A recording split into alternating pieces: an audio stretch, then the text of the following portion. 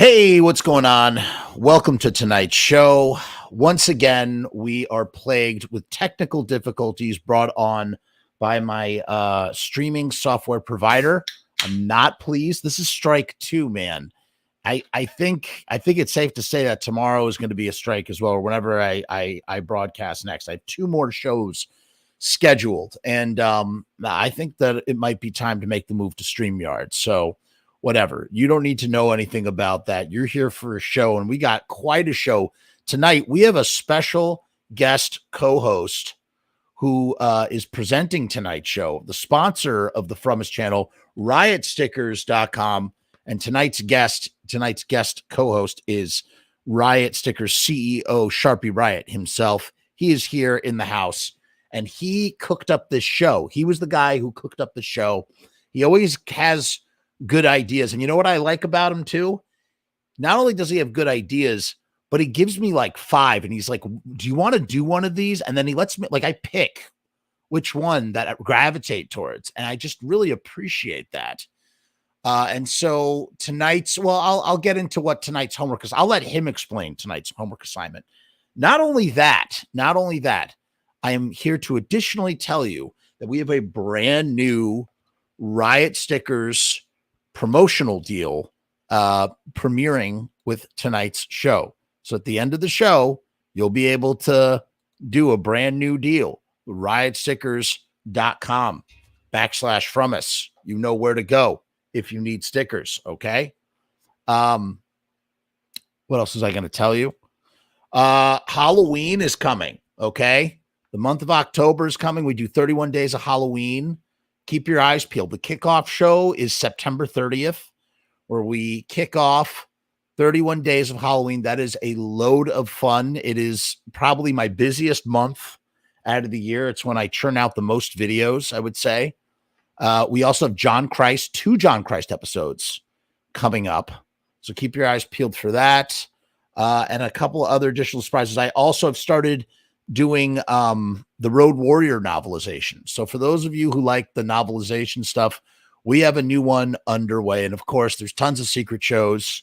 What else can I tell you? I got a couple 2-tree ideas that I got cooking in the background. I always got stuff cooking. You got to have stuff cooking on the background. Without any further ado, though, let me bring out of the digital green room CEO Sharpie Riot himself so that he could introduce you to tonight's topic and how it's going to work. And it's just, it's just one of many little games that we play here at the Frumess channel. Okay, let's bring him out. Sharpie Riot. Hey, Sharpie. How's it going? How you doing? Excellent. Good. Excellent is good. Do you have one of these today? Oh my God. Wait.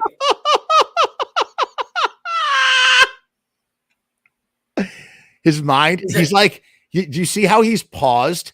He's like, wait, the Bellini? What? He's like, what?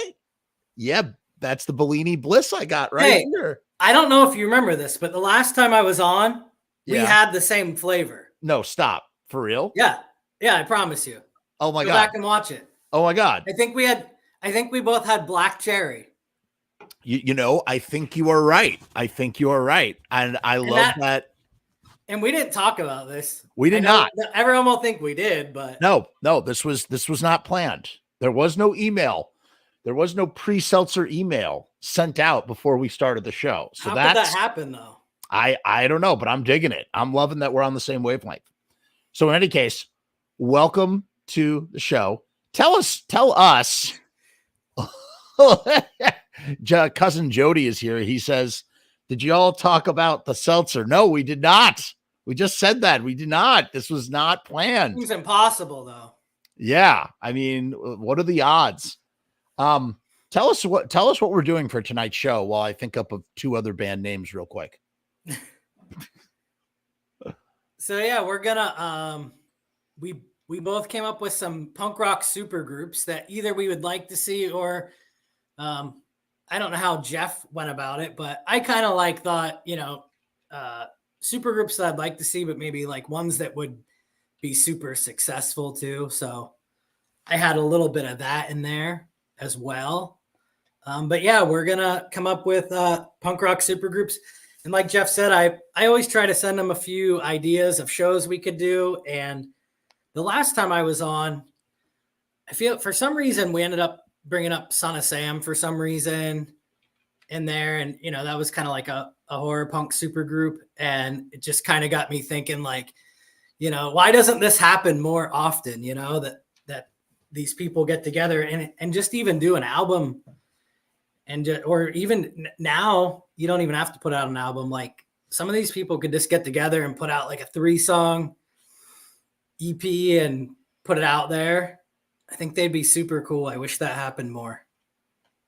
Yeah, I agree. I wish that it happened more as well. I love seeing collaborations like that. It is a lot of fun. You know, it always sort of like blows your mind when you see things come together. For my picks, I was just thinking about putting together just like, I was trying to think of like things that fit really well. I'm like, either something that I really wanted to see or something that I was like, wow, this would fit really well with this. This guy complements this guy, and this rhythm section would complement, you know, this bass player would complement this drummer.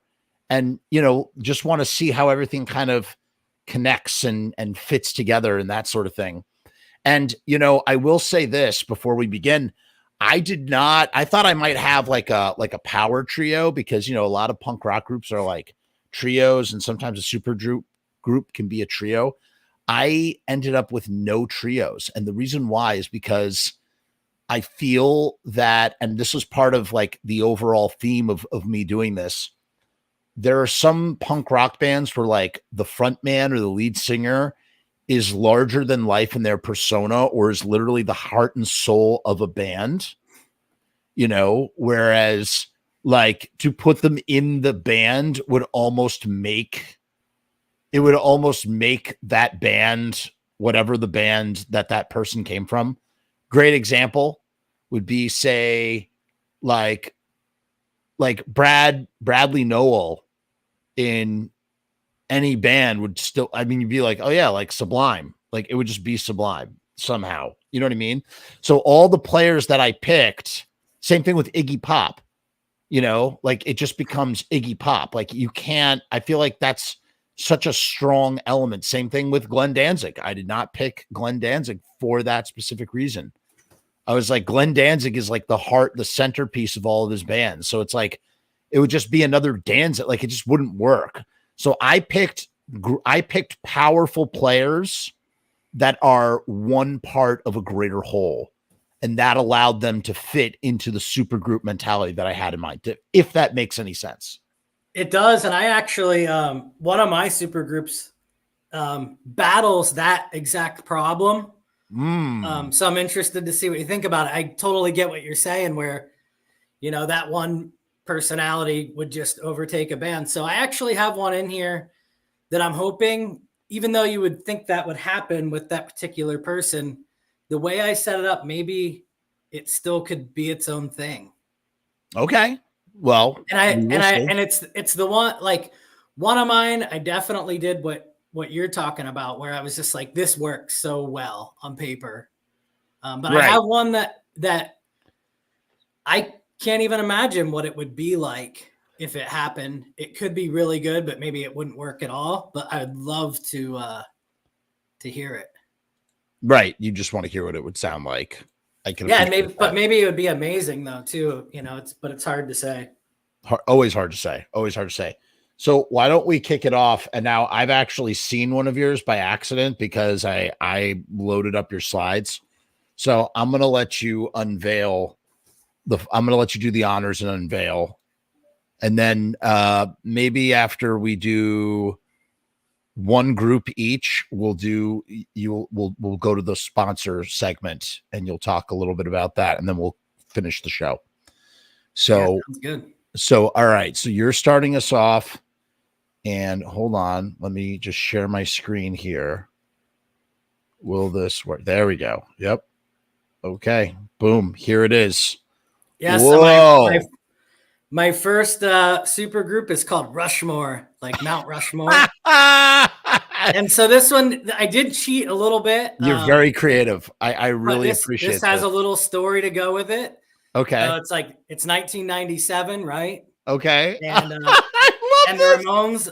the Ramones are done, right? And Joey's like, what am I gonna do next? And so Joey wants to go back to his roots and get back on the drums like how he started out. So of course the first person he calls is Lemmy because he's a huge Motorhead guy, right? So he gets him in there. Mike Ness, Social D. I think that he would be a good guitar player fit for a Joey Ramone band. And Social D toured with the Ramones. In like '94 maybe. Okay. They went out on the road with them. So those guys had a relationship. And you know, when Joey was young, like the New York Dolls were hitting big, and he always, you know, credited the Dolls for you know, when there was this whole talk about who's the first punk rock band, like, you know, Joey will say the Ramones, but maybe it's the New York Dolls. They're a contender. They're a contender for they're part of the early crop for sure. Yeah, so Davy Joe and Joey kind of both do some lead vocals there. Yeah. And then you got Mike Ness and Lemmy. Damn, I gotta tell you, I really have to applaud you. The presentation's amazing. Like, it's amazing. I just want to say to everybody, I feel such shame because I didn't come up with band names. I just made my groups. And I got to tell you, I shuffled shit around in my groups so many times right up until the last second. But what I didn't do was I didn't come up with names, and I did not think to Photoshop. And just to show you, I'd like to think I'm a pretty creative guy. I love where you creatively went with this, where you decided like you built a story, because Joey started as a drummer and you used that. Because I was like, could I put Joey Ramone? And I did flirt with the Ramones. I didn't put Joey in, but I had Dee Dee Ramone in one of my bands at one of the times, and then I kicked him out because I was like, it just is not going to work. So the fact that you folded a Ramone in and it actually works like that, this works for me. I would want to see it. I'm going to poke one hole in your group. Your group is more about the story, which works and therefore I think is valid. But my one problem with your group, and I don't mind saying this, is that I don't think Joey would be a strong enough drummer for Lemmy or Mike Ness. That's the truth.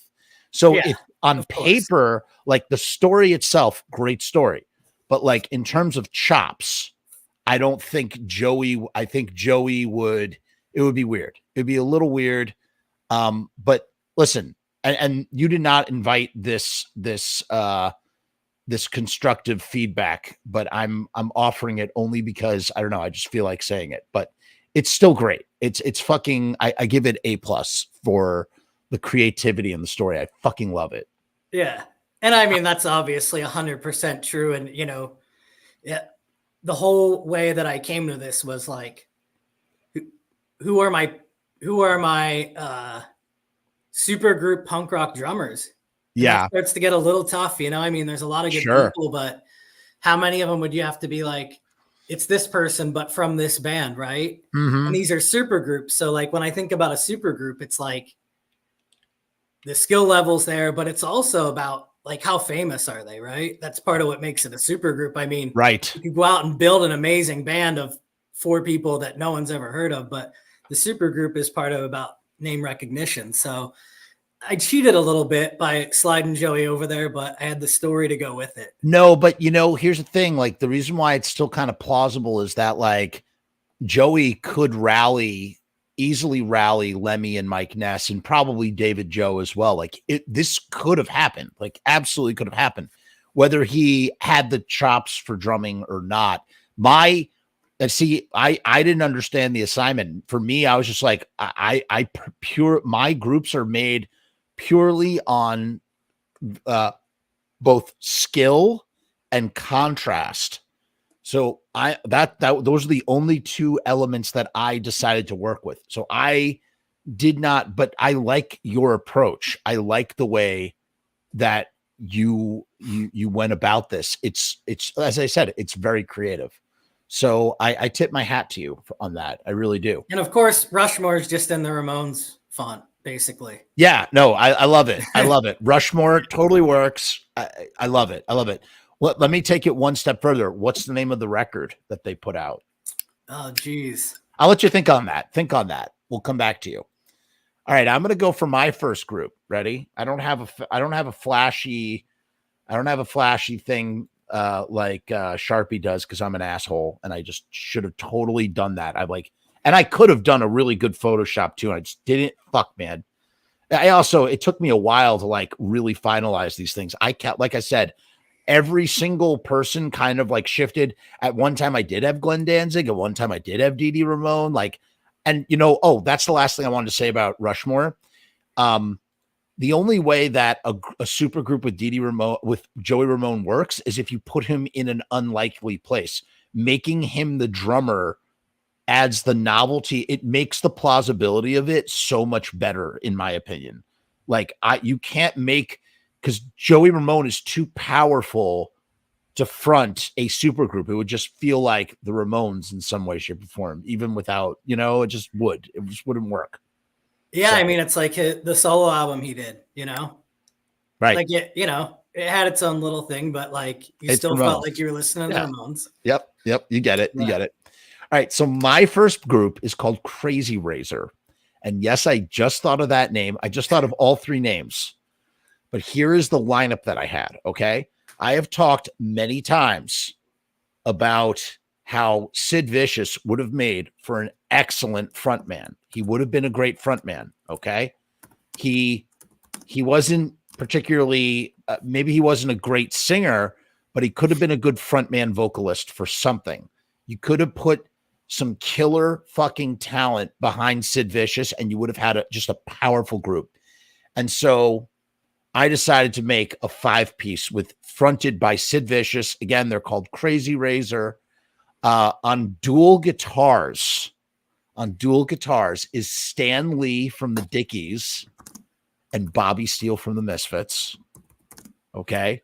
So you have Stan Lee and Bobby Steele are both lead players, but you have them switching off. That was kind of the vibe I was going for in general with my bands. I was like, I want two powerful leads that can kind of switch off in between, whatever.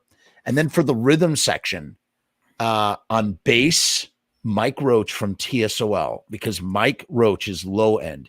If you listen to some live TSOL, there's a great live TSOL set from 1983 where the cameraman is way too close to the bass amplifier, and motherfucker, you can hear what kind of secret weapon Mike Roach is. He's just filling out the low end in just the most wonderful way. So I would love to hear his low end.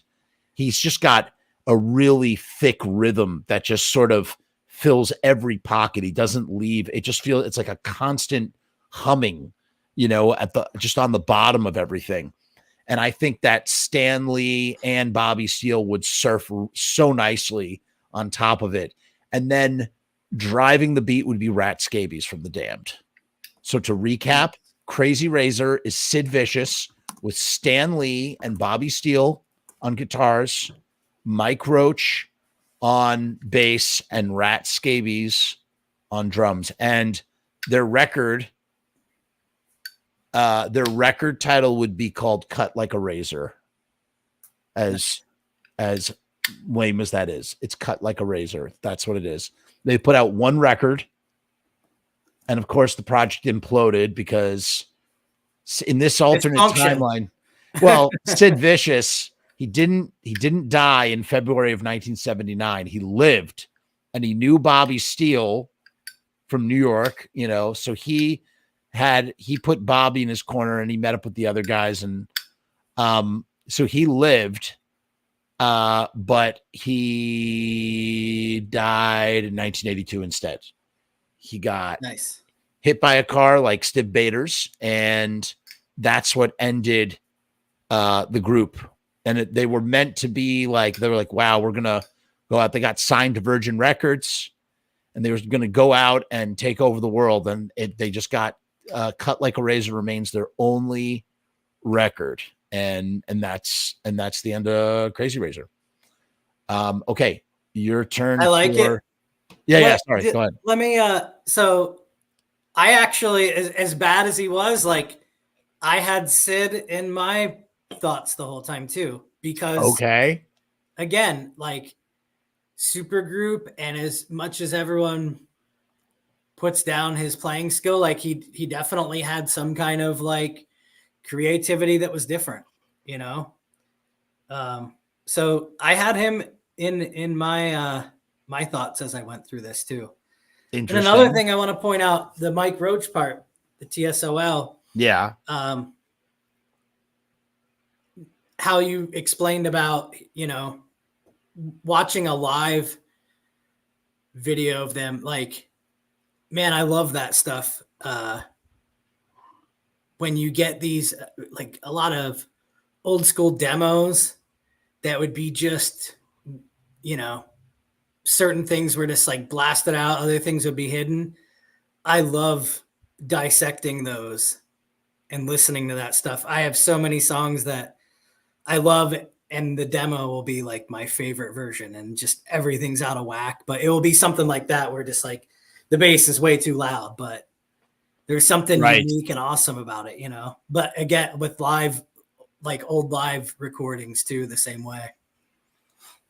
For sure. I like that that's kind of how you you know, you can listen to that band and think, oh well, he's good, he, you know, does the job, but you hear it that way and you appreciate everything more and have a newfound love of that person, you know.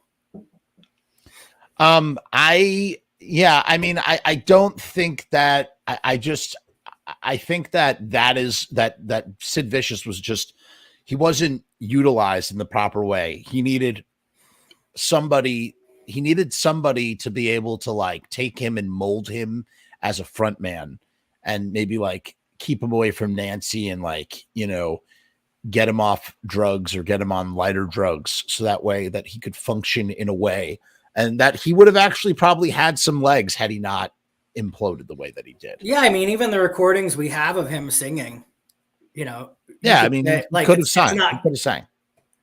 It's not good, like if that's the way you want to look at it, but it is good. Yeah, it's interesting. It's different. Like he definitely had his own thing. And if I remember right, but I mean, before he joined those guys, I mean, he pretty much was singing, right? I think with some other like smaller groups. I'm pretty sure. Yeah. I think that's kind of how they found him. He was just like tooling around with some like really bad local bands, but he had auditioned. Yeah, he had auditioned for them. I think, and they wanted him, but they went with Johnny Rotten instead. So, you know, but yeah, they had confused the two Johns, because he's John Simon Ritchie and Johnny Rotten's John Lydon. So, I'm like looking at your next one, and I'm like, I understand why you said what you said at the beginning, and my brain is melting. This is like boggling my mind. I want to hear you. Are you sure you have them in the right order? Are you sure you're putting up 2? Because 3 is the one I was kind of talking about. Oh shit. Yeah. Okay. Wow. Good. Yeah. 3 is the one I was kind of talking about. They were out of order. They were out of order. Okay. Now I have the other one. 2 is kind of the one the 2 is the one I just really want to see. And this could happen right now. 2, I got to tell you, I think 2 is the most pragmatically, like 2 could actually happen. Like really 2 can happen like in 2 months. And that's Let's actually unveil like, it. I have my story to go along with it, but 2 actually happens in the future of right now. Okay. All right. I'm unveiling, and then you explain. Ready? And yeah, go for it. Go. The Grit. We got the Grit. So one of my favorite vocalists of all time is Dickie Barrett from the Bosstones, and now he's doing a band called The Defiant. Okay. So I got Dickie on vocals, and the way that this band kind of comes together, Tim Armstrong produced that last Bosstones album. And if you haven't heard it, there's the main track off there is called Final Parade, and I think it's like 9 minutes. And they recorded it during COVID, and they basically took 2 songs and mashed them together, because the record label said, hey, you know, you can do like a 13 song album or however many tracks. But they had like 14 songs they really wanted to do. So they took 2 of the songs and mashed them together. And then since it was COVID, they got all their punk rock friends to like sing lines in the song. And you can go watch the video for it. And it's everyone kind of like in their home studio, kind of like right now, singing their lines, right? But they put it together and Tim mixed it to where it was, I think, like 14 minutes. And the Boston's were like, they're never going to let us put a 14-minute song on there. And Tim like really argued for it. And he's like, no, we can do it. So, and then eventually they got him to knock it down to like 8 or 9 minutes, however long it is. But, wow. But this band comes together. Those 2 guys, you know, they've known each other, but, you know, just semi-recently on that last Boston's album, they worked together. And then, so those 2 guys say, hey, we're going to put together a new side project. And who do they think of for drums? Well, NoFX is playing supposedly their final tour right now, right? Yeah, like they're not going to reunite in 5 years. Hey, it could happen, but either way, Eric has some free time, I bet, coming up. Yes. And so when I think of what those 2 guys would do together, he'd be the perfect drummer to bring in. Yes. And really to even, you know, I think out of the 4 people in this band, like Dickie has a very, you know, known voice, but Tim Armstrong's writing is very identifiable. But I think if you bring Eric in for drums, I think maybe you change that sound a little more, you know? Eric is a great pairing with everybody. With Tim Armstrong particularly, I could see that. Yeah. And I actually, like, I'm not a big NoFX person, but when I went through this, I was just like, but he's someone that stands out to me. There's just a drummer that kind of like did something a little bit different and was with a band that got up there pretty well as far as, you know, mainstream popularity. And then I bring Roger from Less Than Jake is probably in my top 3 favorite punk-ish bass players out there. He's amazing. His vocals are really strong too. If you haven't listened to that band, like, go listen to it. He does a side project too that's a little bit like heavier of a punk rock band. Can't remember what they're called right this second, but he plays guitar and sings lead in that band, and they're amazing too. Less than Jake is sort of a blind spot, you know, outside of like, you know, Black Coffee, One Last Cigarette. They did that Teenagers in Love cover. That's pretty good. They also covered I Think I Love You. That's a pretty good punk rock cover. Yeah, that was on the Scream soundtrack. Scream 2 soundtrack. Yeah, it's pretty great. That was pretty great. Yeah. They definitely I brought him on. He was like one of the people that when I started doing this, I was like, Roger's in one of my lineups, like 100% for sure. What's the name of the record? So, and man, I didn't do the records. That's the part I didn't get. Okay. We just made it up on the spot. Don't you know, if you think of something, think of something. All right, I'm gonna go into mine. You got 2 records to think of. I just wrote in my records just now. All right. So for my next project, I went with something. This is again, like I'm kind of pairing wine and cheese. You know what I mean? Like everything I was thinking of, it's not particularly eclectic. You know what I mean? This is almost entirely a West Coast band, except for the guitar player. Okay, they're called Lion Fist. That's the name of the band. And if I had photoshopped this, it would have made more sense with the colors and everything.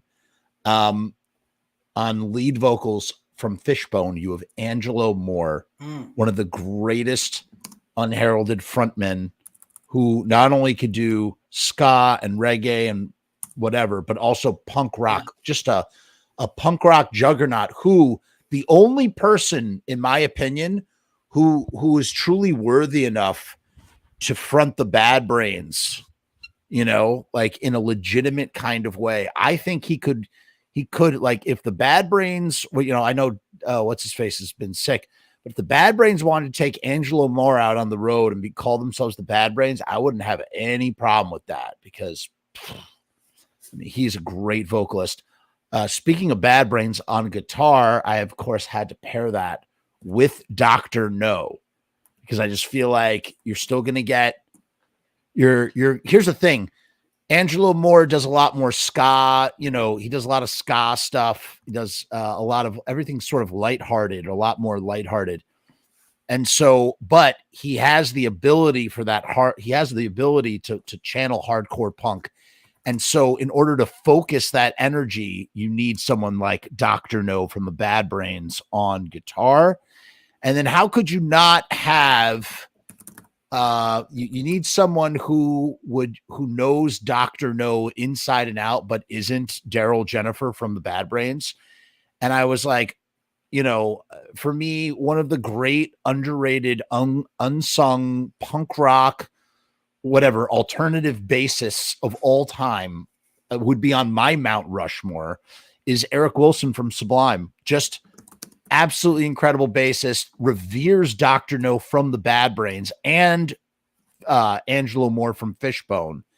And they recently performed together, Angelo and Eric. So it totally makes sense. It totally makes sense that he would vibe so well because Sublime used to cover Bad Brain songs. They would, in making some original music, he would so vibe with Dr. No. And then I was thinking, who is a drummer that would just is all over the place, who has, the sensibility for rhythm that is sort of, not traditional, not like, speaking of like smelly Eric Sandin from NoFX, one of the best punk rock drummers out there, but also a punk rock drummer who really likes to sit in the pocket. He just does that thing that he does really well. And there are a lot of NoFX songs that have that beat that he does. He just lays down that beat. It's a very straightforward, similar kind of punk rock beat. And I was kind of like, what is the antithesis of that? Like on the other side of the spectrum. And I was like, that, whatever that is, that's what I would need in this band. Lion Fist. And I thought Bill Stevenson from the Descendants, who just thinks outside of the box. He's more of a percussive drummer. He's not in the pocket.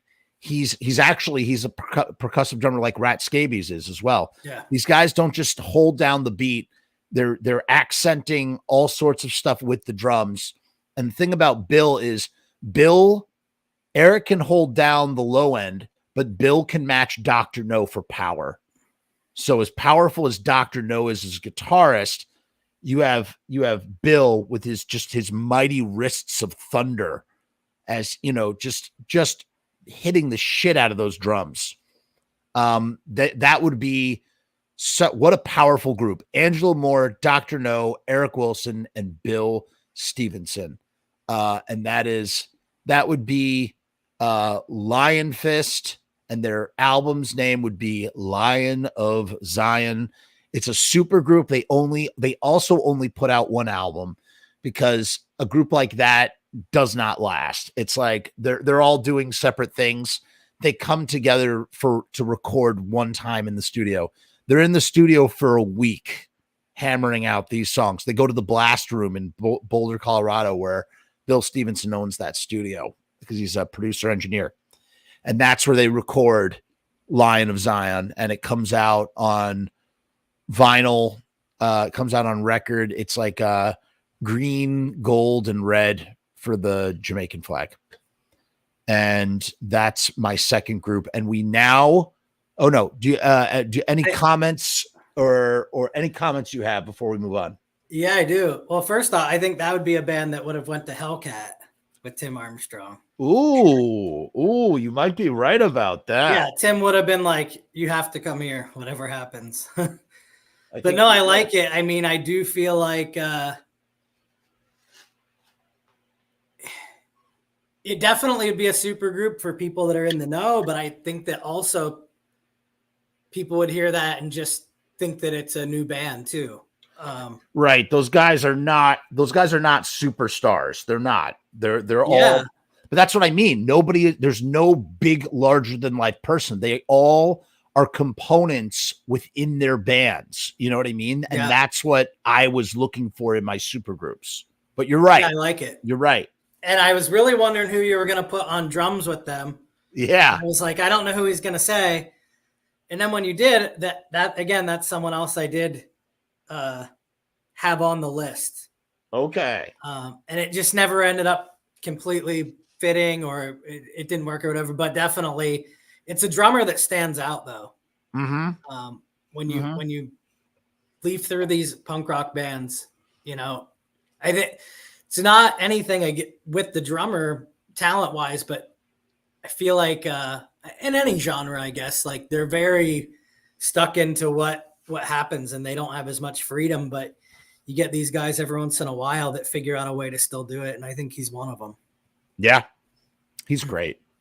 And speaking of them, they're going to be at Riot Fest, and I'm heading there this weekend. So you're headed there. And speaking of Riot Fest, there's a company called Riotstickers, and they have a brand new promotion here at the Frumess channel. And to tell us all about that is CEO of Riotstickers.com, Sharpie Riot himself. Sharpie, and can you believe that Riotstickers started in 2010 before Riot Fest? And so I feel like they took me a little bit on that. They should be using you as a sponsor. They should be there's like. There's also a Riot energy drink out there. What the heck? Listen to this. Their logo is a bomb. Can you believe that? This is not cool. I think you need to do something about this. I contacted them and let them know that I know that they took our stuff, but you know. And what did they say? Did they say anything? Oh, they didn't reply. No. I did get their energy drink, and it's horrible.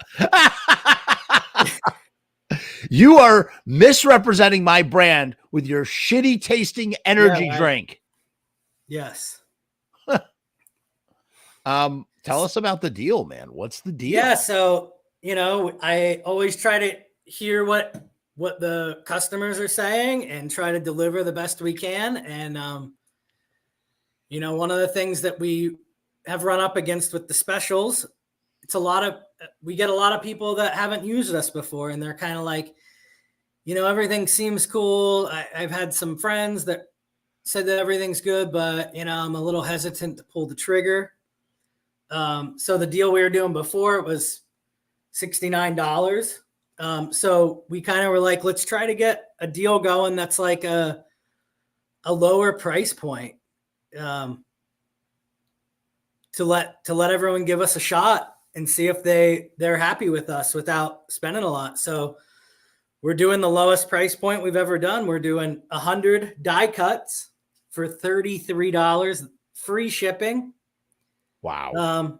And we'll do all the die cut setup for you. So, you know, some of these other companies, they want to charge you to, you know, get your artwork ready, and you can send it to us and we'll create your die cut line and send you a mock-up back to make sure you're good with it.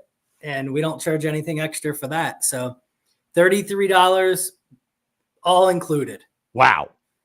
I mean, my face is melted. $33 to not only conform your image to the die cut mold. And what is die cut? What is a die cut sticker? Is it a sticker that is made with a computer guided scalpel? Okay. So what does that mean? It means the computer guides scalpel. The computer guides the scalpel to create whatever shape you want. So if you want a shape of a sticker in the shape of Bill Stevenson's head, you can get that done. You better ask Bill's permission first.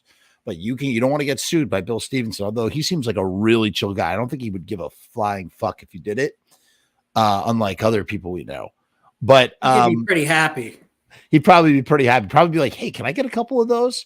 So if you want to do that, yeah, you go to riotstickers.com/Frumess, and for $33, you can get 100 stickers. You're not going to find a better deal anywhere else on the internet. That is the best deal you're going to find on the internet. Do not hesitate. Right? That's right. Think about how, to give you a good idea of how good of a deal that is. The previous deal was 200 stickers for $69. So what does that mean? For a third, you can get half of those stickers for a third of the price. No, I mean, it's half, almost the same. Yeah, it's sorry, pretty much the for same half price the price. point, but oh yeah, if never you mind. still want to do the old deal, you can just do 2 orders of this and you'll get the same amount, and it's still even a few bucks less. So basically, you don't have to order 200 stickers to take advantage of the deal. That's the real value. You can get this deal without having to order 200 stickers. You can now order 100 stickers. And we're still doing the free shipping on it, even though it's a smaller order. And free shipping. 100 stickers, $33. Can't go wrong. Can't go wrong. What a deal. And we don't have a theme song tonight. So we're just going to sort of pretend to sing it for a few minutes, and then we'll get right back into our final picks.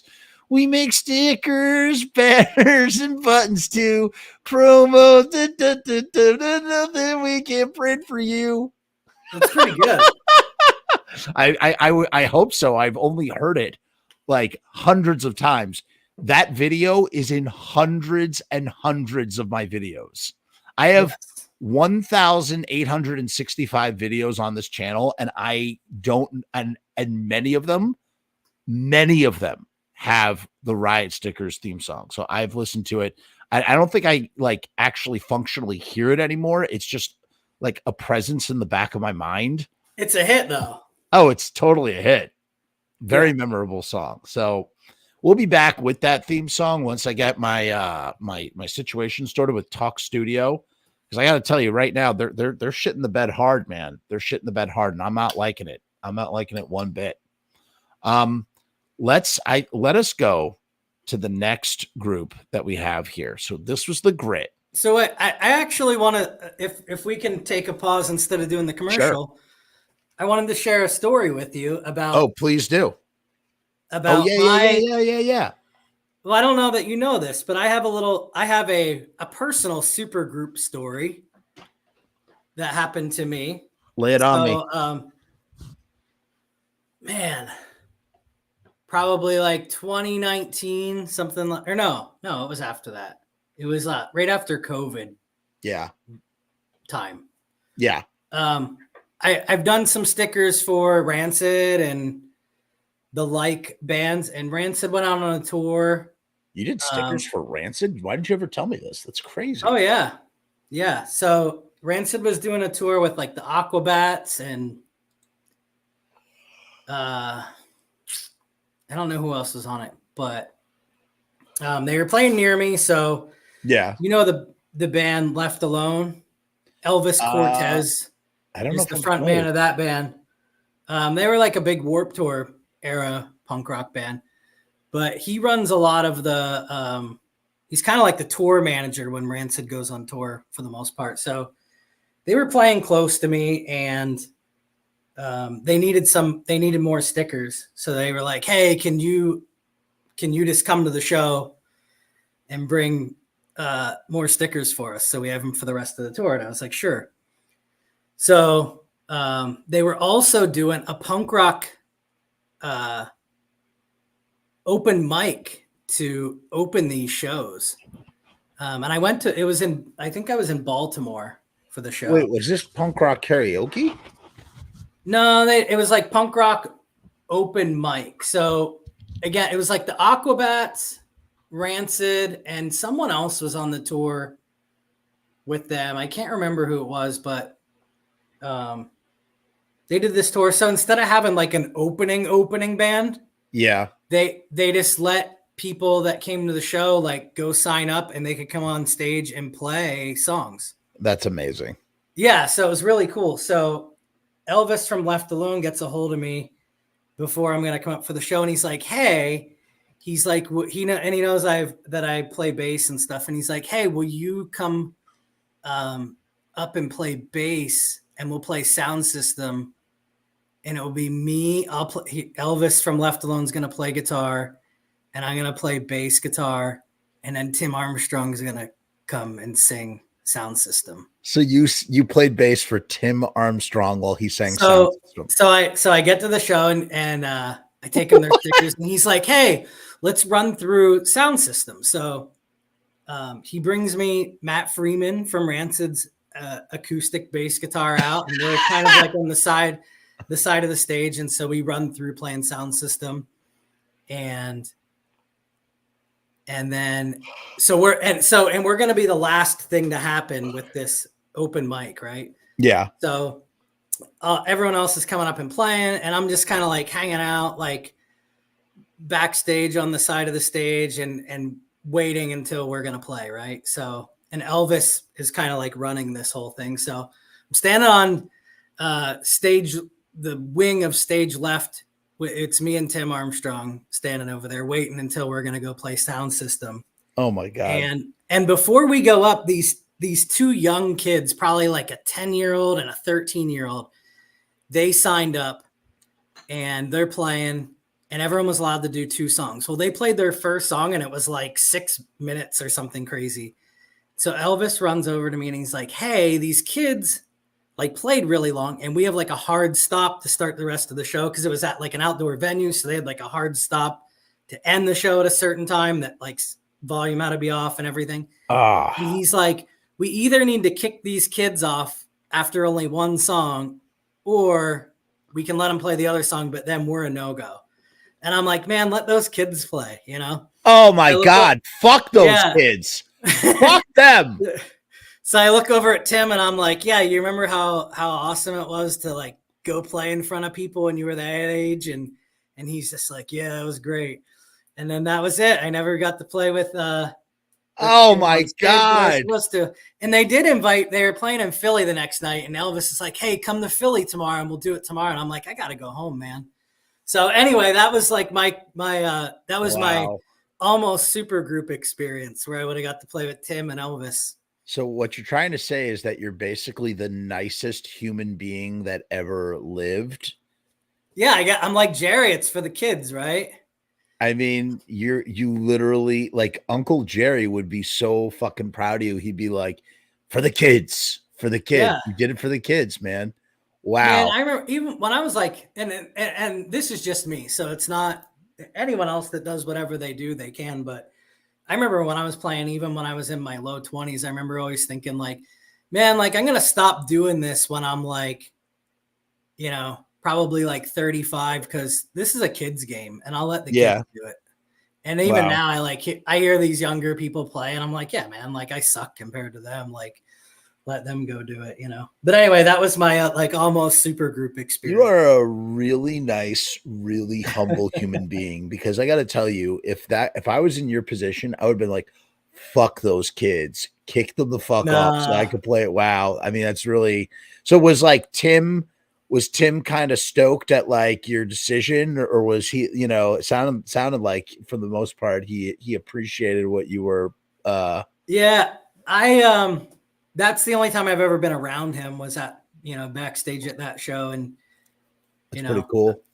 Maybe other times he's a different way, but the experience that I have with him, he's a very like quiet and reserved person, possibly. You know, and even when they play live shows, like he doesn't, like Lars pretty much does all the talking between songs. Like, interesting.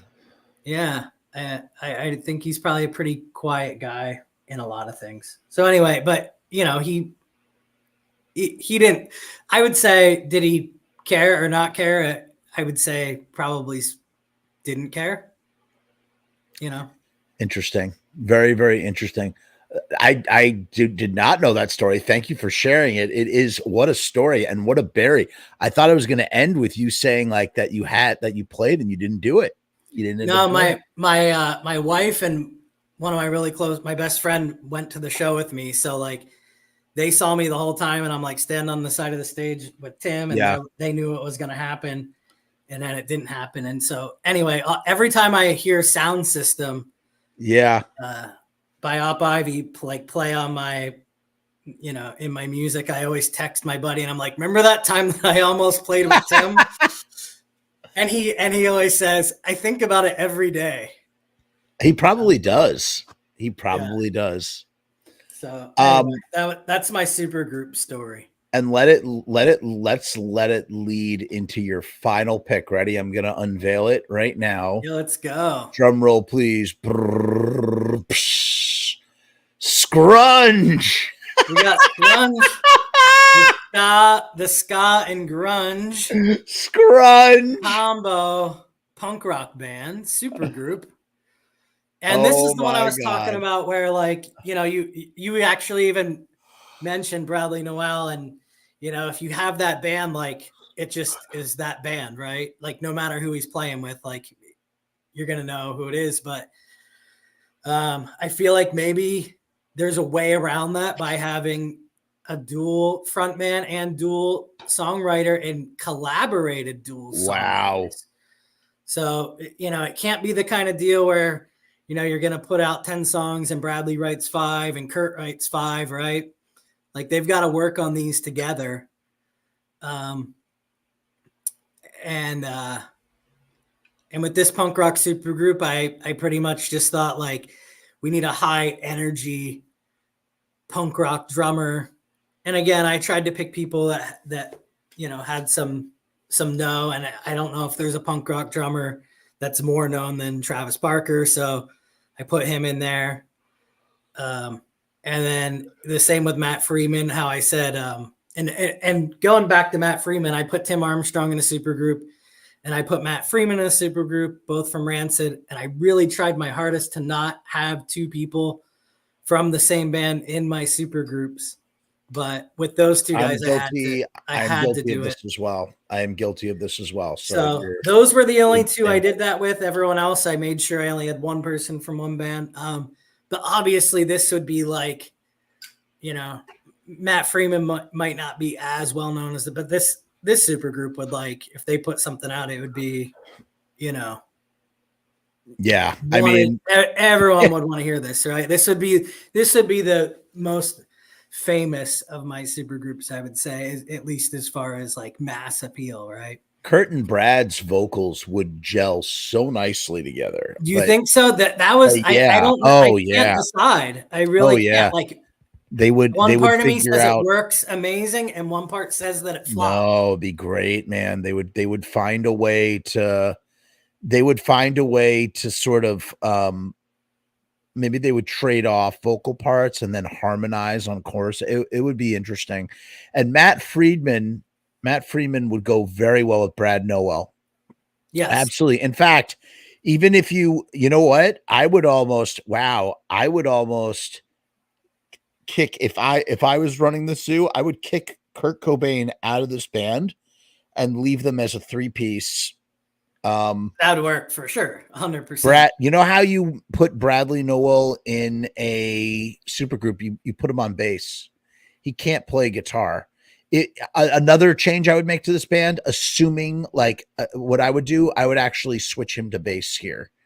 And then what would Matt Freeman do? Good point. Shit, I didn't think about that.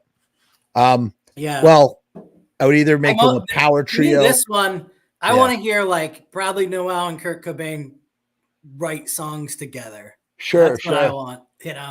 Like, what does that sound like? I don't even. It would be great. It would be great, man. But what does it sound like, though? They would bond. They would bond over. They would bond somewhere in their musical vocabulary, and then they would use that as like a foundation. And then Matt and Travis would be perfect. Travis could be the drummer. Travis would be a great drummer for Brad, and Matt would be a great bass player. So like they're alternatively a super group of those three would work, but it's also kind of weird because Brad comes from a power trio, as does Kurt Cobain. So it's kind of weird to see them outside of that. They're both, and what's interesting is both of those bands lost their frontmen, and the bands both died as a result. Yeah. Kind of interesting, very interesting combination. And what's the name of their record if you if it can come to you?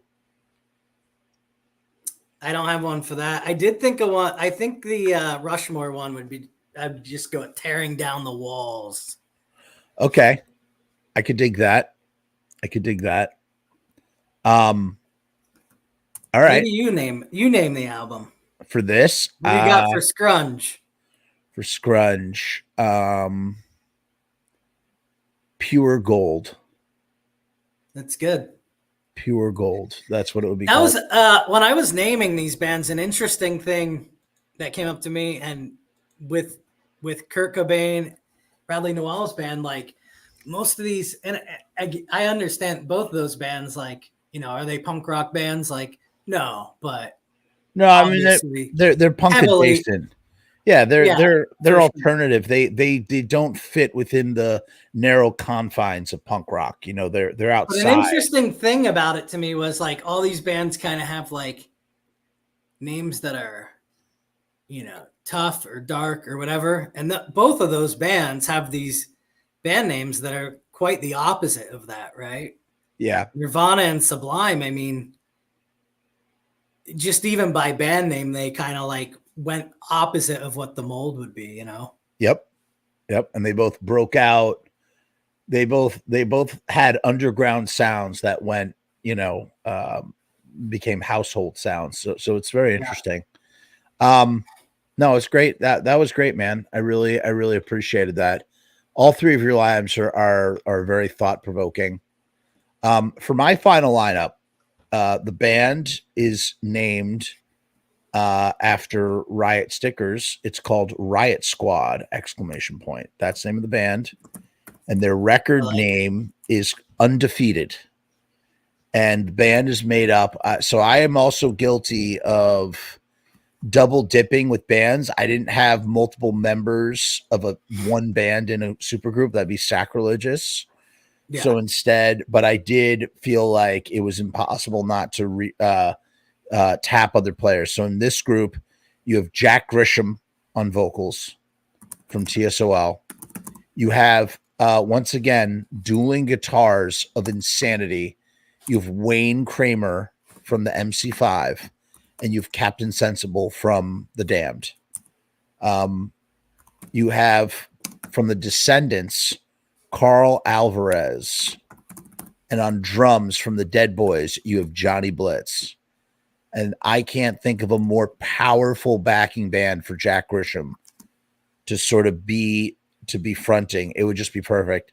Jack is a larger than life frontman, but his cult of personality does not outweigh the rest of TSOL. He just feels like one member of TSOL.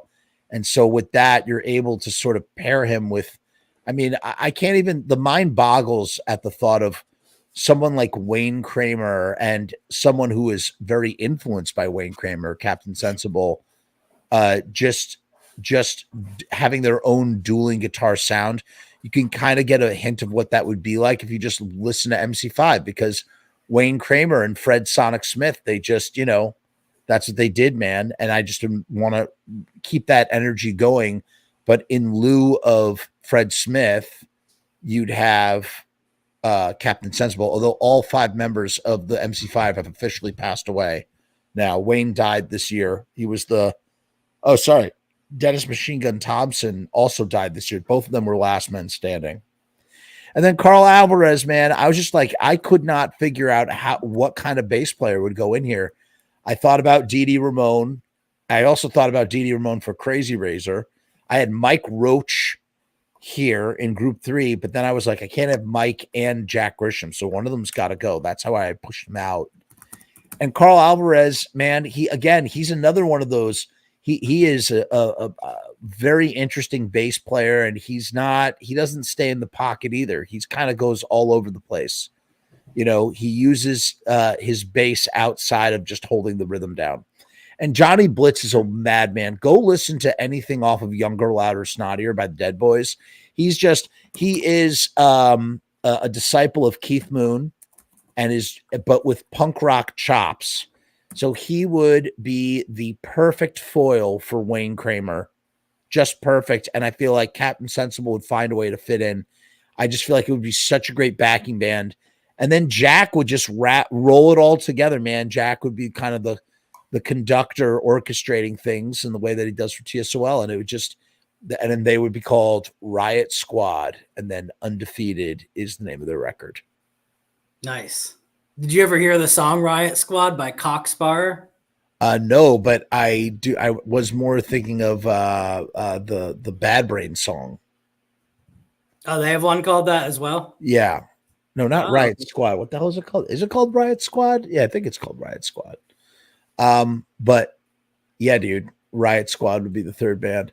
This was a really fun exercise. yeah, it was awesome.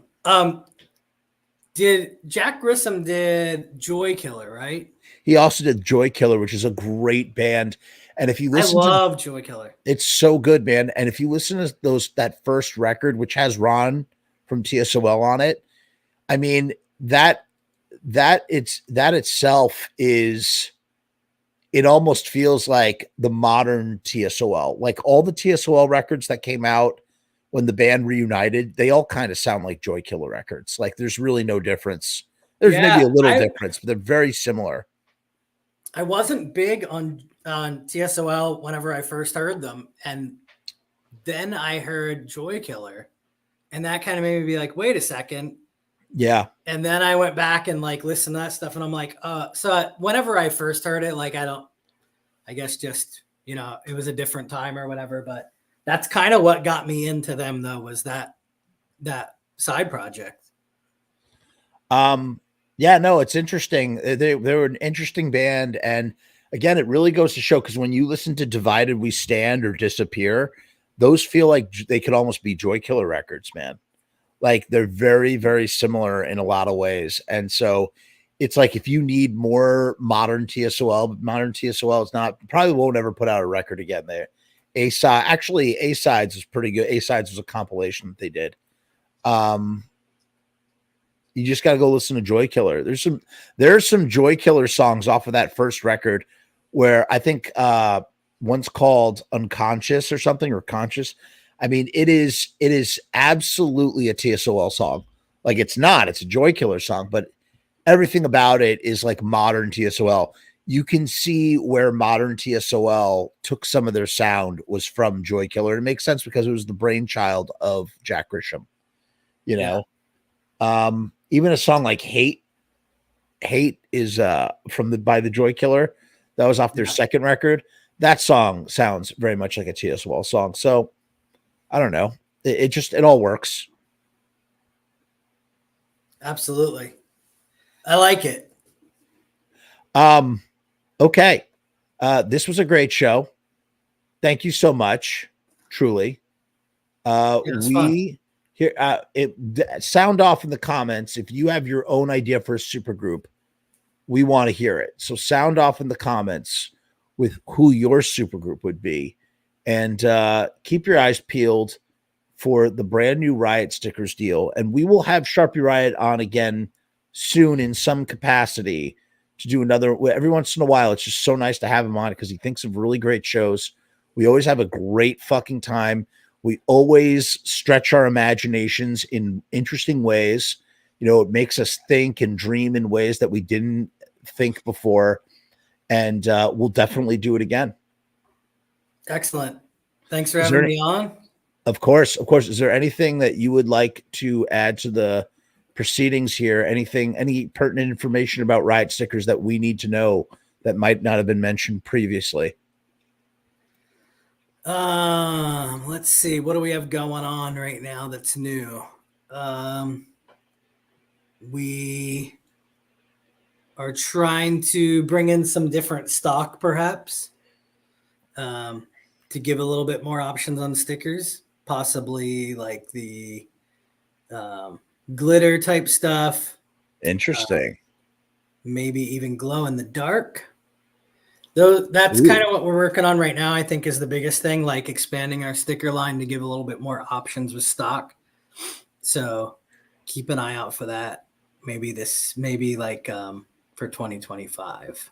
Eyes will be peeled. Okay. Until next time, Sharpie, how do we say goodbye here at the Frumess channel? Do you know? Of course you know. What's that? How do we say goodbye here at the Frumess channel? Peace and hair grease. Yeah, baby. That's how we do it. Peace and hair grease. We'll see you next time. Remember, riotstickers.com/Frumess. You can get 100 stickers for $33. If you want 200 stickers, you can get the same deal that we just had, but for $3 cheaper. Okay? That's crazy. For $66, you can get 200 stickers. That is nutty. That is nutty bar. We need to check Sharpie's head. Make sure that he hasn't fallen and cracked his skull for coming up with such an insane deal. It's awesome. All right. Only for you guys. Only for us. Only for us. Sharpie, hang on for a second.